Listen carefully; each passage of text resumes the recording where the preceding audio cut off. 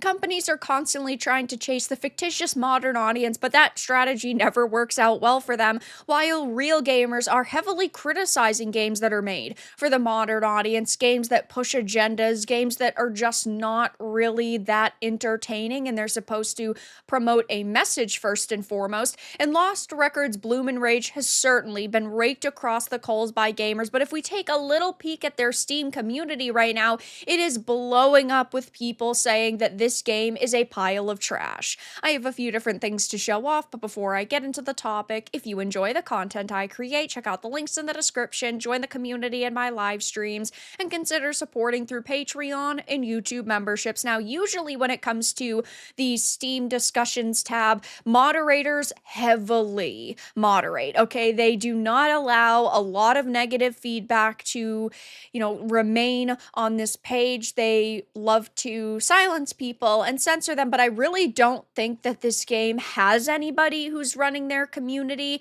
And as you can see, the Steam discussion tab is blowing up with people discussing this title. There are some people who are saying it's a really good game, it's really fun, and if you enjoyed this title, that's fantastic. But the way that people have acted towards this game in terms of telling us we have to buy it, that we have an obligation to support this studio, is absolutely insane, and a lot of gamers have not responded positively to that. And it's not like this game has a massive audience. The all-time peak 17 days ago at release was a whopping 1,990, and sure, it is on console, and on PlayStation, it's actually free on PlayStation Plus, so if you want to try this, you can that way, though I don't think that there are just a lot of people playing this in general. I bet that maybe there's like 2,000 or 3,000 people playing it on PlayStation, and that's about it, though this game does definitely promote an agenda.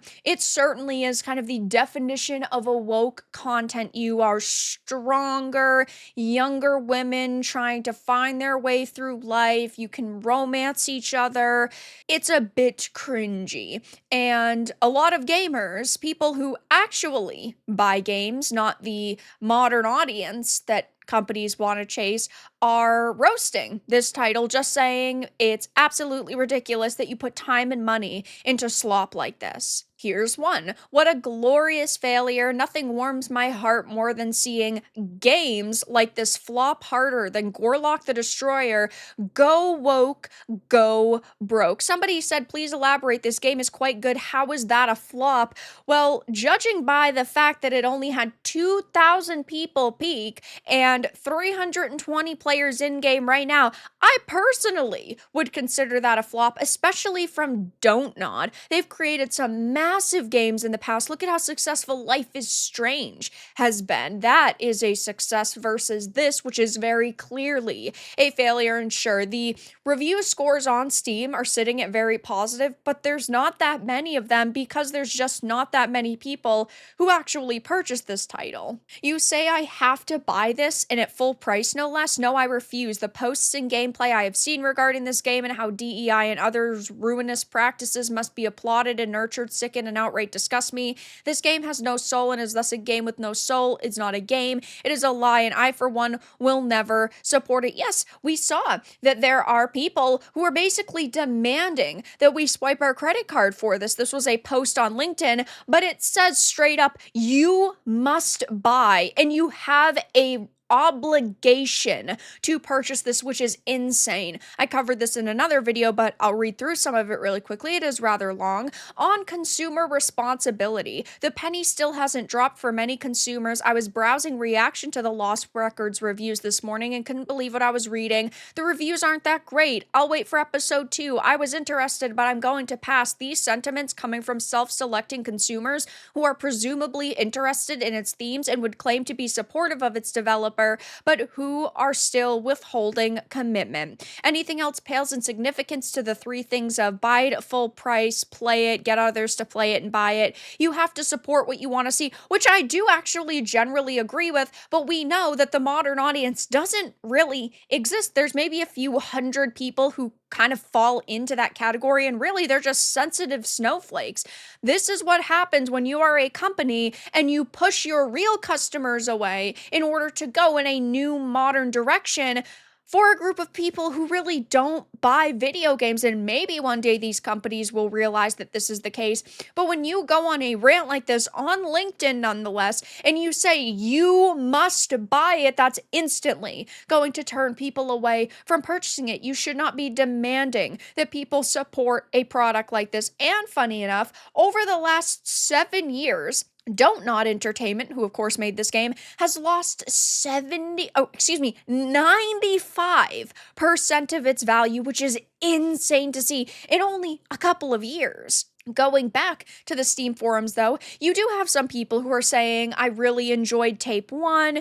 I'm not understanding the hate from the guys in here with a fractured male ego. So straight up, they're just posting this to cause more drama. They could have said, I really liked it. It was really fun. But no, they just have to go on to attack people. You also have threads like this. Seriously, what is wrong with people? Get a life, guys. Stop blank on other people's fun. Get out of your mom's basement and touch some freaking grass. Go play something else. The people who want to play don't care. We just want to play a cool game. We enjoy. This debate is useless. And yeah, again, if you like this type of game, go for it. I really hope that you enjoy it.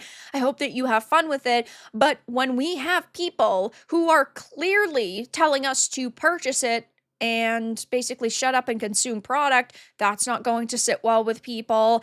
And you also have the social media team from this game silencing gamers who are critical of it. If we just go to their pinned comment on their X profile and we look at the hidden replies, there are a ton. Sweet Baby Ink Detected, don't buy this slop, dead on arrival, hope your game flops after working with SBI. And there is no confirmation that they worked with SBI on this specific game, but we do know that SBI has worked with Don't Not in the past. So one could make that assumption, though it's not actually confirmed. Diversity checklist, check. Storytelling, X. Gameplay, X. Fun, X. Should have made more games like Vampire, hell no. Non-binary checklist, and Lost Records is on it. And this is just an unfortunate situation all around because these people are not being overtly hateful.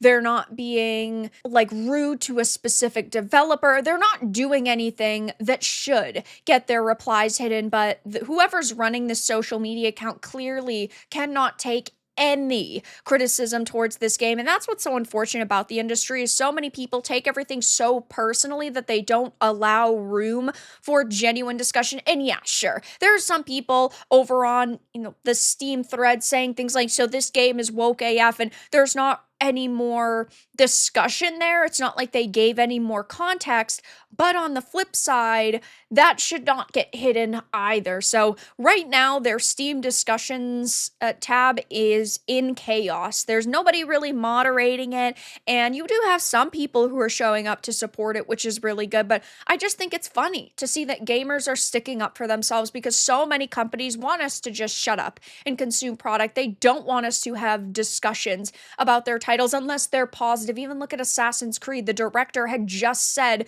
that, they're listening to good and warranted feedback, but not actually critical feedback. So they're not really listening to anybody at all unless you are patting them on the back. So I'll be keeping my eye on this game. I do think that I am going to play it over the weekend via PlayStation Plus just once because obviously if I'm talking about something, I think that it's fair I at least give it a chance. Maybe it will end up being fantastic, but I highly doubt it, though.